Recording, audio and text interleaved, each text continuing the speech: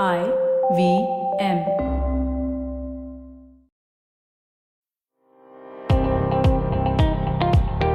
Welcome to All Things Policy, a daily podcast by the Takshashila Institution. We are a bunch of policy nerds based in Bengaluru, and we like bringing fresh perspectives to Indian affairs and Indian perspectives to global affairs. So grab a cup of coffee, sit back, and join us for today's chat. Hello and welcome to All Things Policy.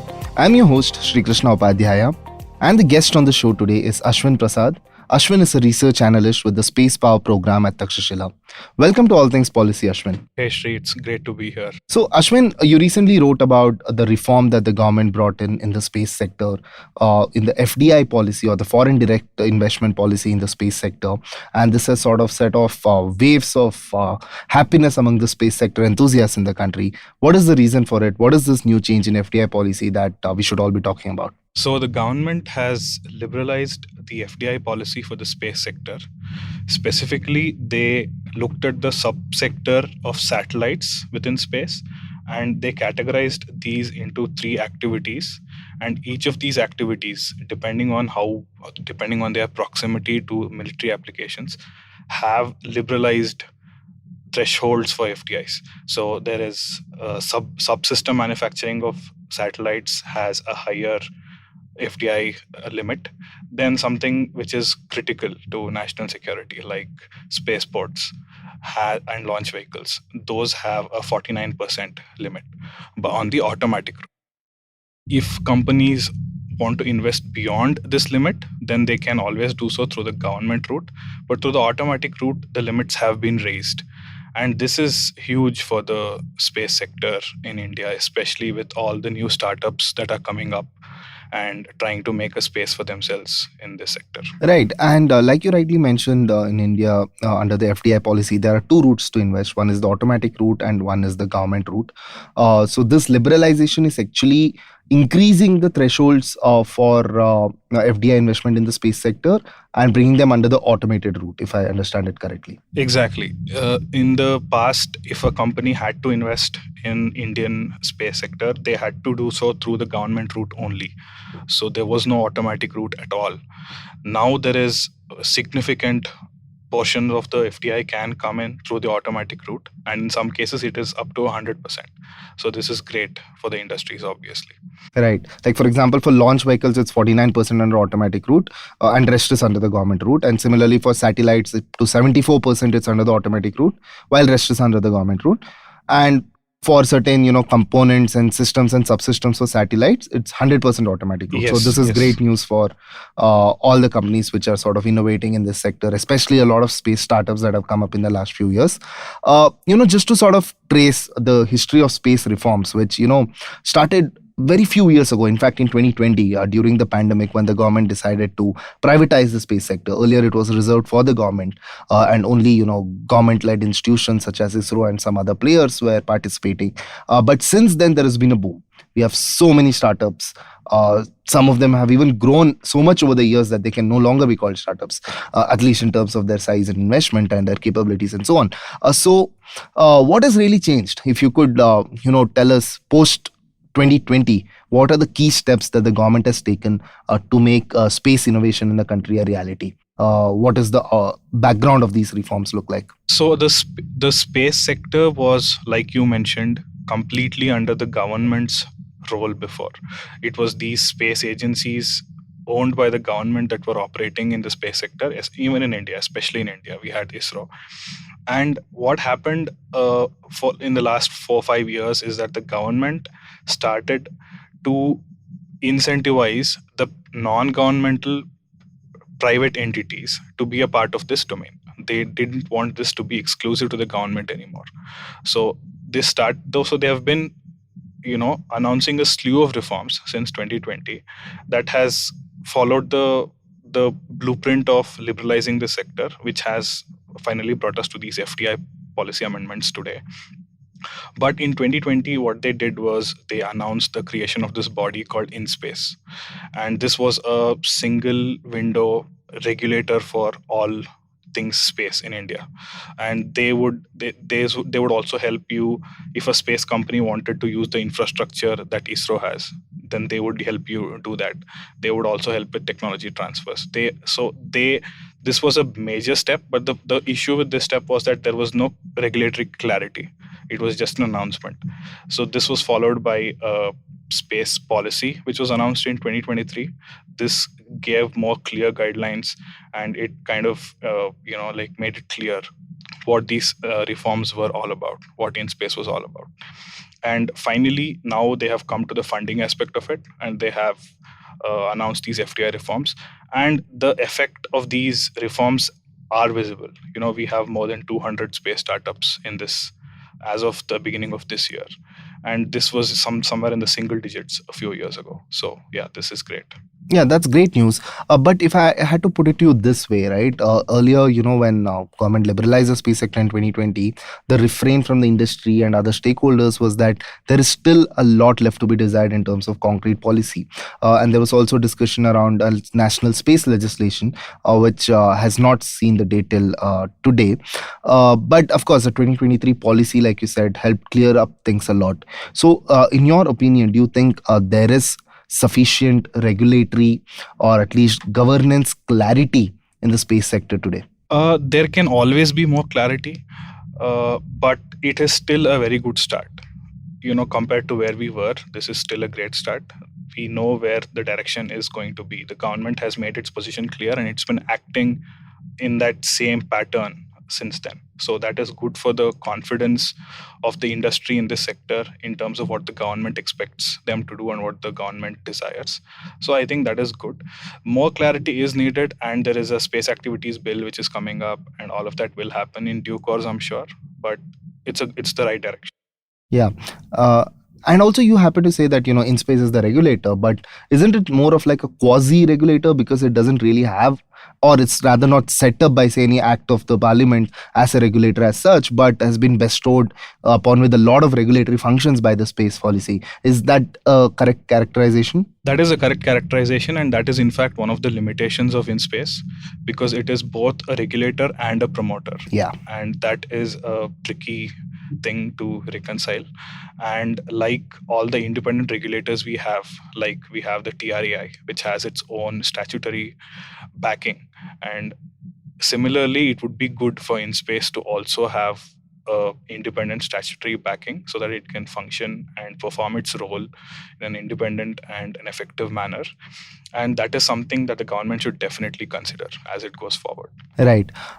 And of course, in terms of just policy design, having both functions of promoting and participating in the space sector itself, as well as being a regulator for the other entities, can throw up problems. But one may also argue that these are the early days for the space growth in the space industry in the country, and this problem is going to come, but it's not an immediate concern. Maybe a few decades away, or as the industry grows, we might need more regulatory clarity on that aspect. So let's go back to our initial discussion on, the liberalization that this new amendments to the FDI policy has brought about. So you said that, of course, it's obvious that it is going to benefit the players. Now, foreign investors can directly put in their capital into these companies. But are there some companies which stand more to gain? Is there a sort of like an advantage to some sort of players today because, they can access foreign capital? Is that the situation? That is definitely true. To give you a picture, let me just, draw an outline of what the space industry looks like. You can broadly divide the industry into upstream and downstream activities.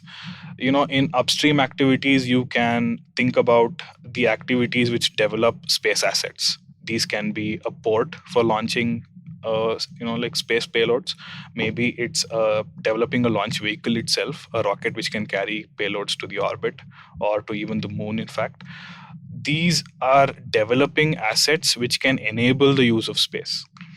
And then there are downstream activities which are enabled because of the upstream activity. So once you launch a satellite and you put it in orbit, and then you get a lot of data from this satellite, and using that data you can come up with products and services which are beneficial to various economic and social areas of a normal person's daily life. So that is a downstream sector. To give you examples, launching a rocket and putting it into orbit, that would be an upstream activity. But suppose, let's say that this is a navigational satellite, using the positioning, timing, and navigational service out of the satellite, and let's say guiding a truck or guiding a drone on a certain place within India. That's a downstream application. So these things, the tricky part about the space sector is that the downstream applications are many, and most of the startups we have in the country, most of the startups we have in the world, in fact, are concentrated in the downstream area because they are diverse and they are enabled by the IT revolution we have today, the edge computing, AI, and all of the the benefits of the IT revolution, and they are able to capitalize on it and deliver services to various sectors. But these things hinge on the upstream being successful. We need more satellites. We need more. We need more of this infrastructure to enable it.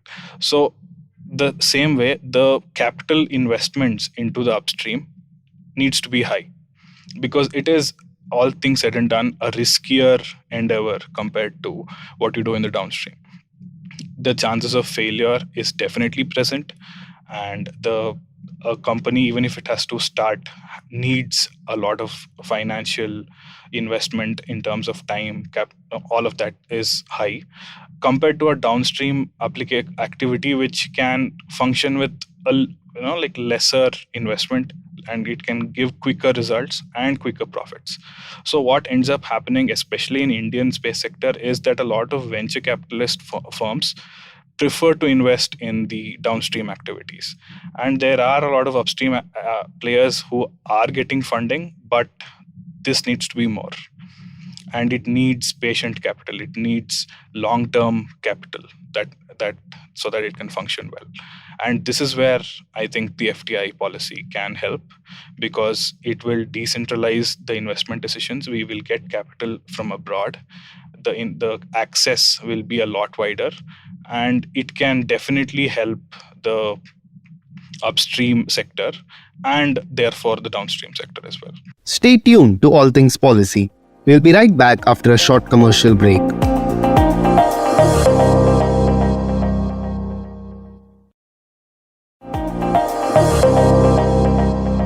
That's a fantastic point you make there, because I think only when the upstream sector continues to grow and increase its capability, can there be more and more activities downstream. So it's sort of like contingent upon it. And your argument that the FDI liberalization is definitely going to help the upstream companies is valid, because the foreign investors might be more risk-taking than the domestic ones. They might have access to deeper pockets that they can put in, and they might also bring in their technology. They can sort of start setting up subsidiaries and so on in the country to start manufacturing here. So I see a lot of like positive consequences arising out of this particular policy measure. So that's a good note. So coming to the role of the government in the future, now that the government has sort of taken a stance that we're going to let the private sector in, let them innovate, let them build, manufacture, even launch satellites, and until they develop their own launch capacity, the government is willing to allow them the use of premises of ISRO and so on. What, according to you, should be the priority for the government now at this stage, right? Because liberalization in space sector is also relatively new. It's just about less than 5 years, right? And the government has had a space program for many decades. It has fantastic technology, capacity, and all that. But now that's slowly going to change, because our private sector is being boosted thanks to these liberalization measures. So in this sort of a setup, what do you think the government's priority should be? What should the government be looking at doing in the next few years so that it can boost the space sector even further? So now that the FDI reforms are done and the foreign capital can come in, it doesn't necessarily mean that it will actually come in, right? The doors are open, but what will happen remains to be seen. And in this, a government has a big role to play, because as you know, the space sector was dominated by government agencies all these decades, and ISRO has built up a lot of technological capability in this sector. And now that the private industry is starting here, it is important that this private industry does not reinvent the wheel. They be given access to this technological capability that ISRO has built over the years, so that they can start from there. They get an advantage, because after all, they are competing with other foreign space companies for the funding. So it is important that the government transfers its technology and enables the private industry to, have a to get a competitive edge. That is so far, as far as the supply, the capability of supply is concerned, technology transfers are definitely necessary. But there is also a question of demand. The space industry, I've read this mentioned somewhere, that the space industry sells a lot of solutions to problems that don't exist yet. This is a tricky statement to uh, figure out, but I think it is true, because like I said, it's a risky endeavor. For instance, the last uh, three non-governmental uh, private landers on the moon have failed. All three failed, except the most recent one, which is by one of the private companies called Intuitive Machines, which actually finally succeeded. It was a partial success, but still, that shows you that this is a very risky thing to carry out for the private industry. The risk of failure is high, and it's still the future of the space sector is definitely, going to be, it's going to play a huge role in our in the way we live in this world. It's going to play a huge influential role.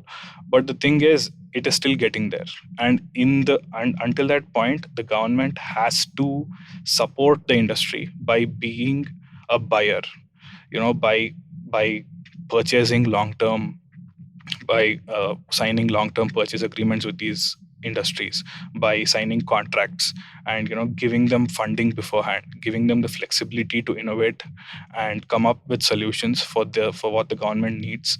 By doing this, the government will help this industry, like, really innovate and really put in money into their R&D and uh, do well, all things said and done. So that is definitely important, and that is what India should be doing. So that is what the Indian government should be doing. It should be telling what it needs from the industry and letting the industry figure it out and manage it on its own. This is something what this is similar to what NASA has been doing. They have various programs. There is one called COTS, and there's another called CLPS. As part of CLPS, the commercial lunar payload services, they fund private companies to put payloads on the moon, to put their payloads on the moon. And this, in one of these contracts signed with a Texas-based company, I think, called Intuitive Machines. This was signed in 2018, if I remember correctly, and they have finally been able to autonomously land on the moon and put some of NASA's payloads there. It still tilted over and it fell to the side, but it still was a successful landing, and that shows how much of a long horizon this needs and how much government support is necessary. Indian government can also explore these possibilities to support its industry. Right. That's fair. I like how you put it, because I think now the role of the government has shifted from being a both producer and consumer of space services now to being a larger consumer, so to speak, and leaving the production part to the private industry, so that over time they can pick up the skills, the necessary technical know-how, and the capabilities to manufacture not just for the government but hopefully for a larger private demand as well in the future. But the government, of course, needs to do some amount of handholding, like you said, at least now, since the industry is in a very fledgling state. But at what point do you think there will be sufficient private sector demand for space services in the country? Or do you think that is something that is organically going to come with the growth, because that will open up possibilities, right? Like, for example, if there are Indian players putting satellites in the space, then there'll be Indian telecom companies who are willing to lease these satellites for providing internet services here, right? So is it also that as and when the supply sort of like showcases what it is capable of, that there'll be newer forms of demand that will come up, so that although the government support is required, like you said, but the private industry can also jump in to kick off a virtuous cycle in the space industry. Yes, there are definitely questions of profitability and sustainability now, because the space sector is still emerging. It is still on its rise. It has not peaked yet. It is far from peaking. But like you said, I believe that there will be like a natural demand for this, and there will be a very good functioning market for this in the coming years. We are not there yet. We are in some sectors, but we're not completely there yet. For instance, in-flight connectivity, IFC, is something that was not all that talked about before, but now suddenly so many of the airlines, especially in the US, are trying to offer in-flight connectivity, and there are a lot of private players coming up to offer this. So these applications will continue to grow, and we live in a world which is enabled a lot by terrestrial technology. But I really see a world in a few years, a few decades from now, perhaps, where a lot of the technology that drives our world will not be terrestrial, but will be from the space. Right now the costs are high. For instance, to run a telecom service, to provide internet connectivity from the ground is cheaper than giving that connectivity from space. But as our technology advances, as our capabilities grow, we will definitely be able to overcome these cost boundaries, and we will be able to do more from space. And that's where we can really scale. We will be able to scale a lot more there. So I think in the future, in the foreseeable future, there will be a demand for this, and there will be private players naturally catering to the demand, and the government support might not be all that necessary. But I don't exactly know when that point is going to come. It is so countries need to have that long-term thinking in their policy decisions, and they need to try and enable their industry so that they, as an entire nation, India has the capability to be a powerful space power when that day comes. All right, that's fantastic. Thank you so much, Ashwin, for joining me today on All Things Policy and taking us through the journey of Indian space sector till date. And may the march of policy reforms continue. It is always a good thing to sit on All Things Policy and discuss about, good and positive policy reforms brought in by the government. So thanks once again for joining me, and I'll be glad to have you back again on All Things Policy. Thank you, Shri. This has been amazing. I had a lot of fun discussing this. Looking forward to the next time I get here. If you liked our show, don't forget to check out other interesting podcasts on the IVM network. You can tune into them on the IVM Podcast app, ivmpodcast.com, or wherever you listen to your podcasts. You can also follow IVM on social media. The handle is @IVM Podcasts on Twitter, Facebook, and Instagram. And hey, if you'd like to dive into Taksashila's research on technology, strategy, and economic affairs, check us out at our Twitter handle @TakshashilaINST or our website takshashila.org.in.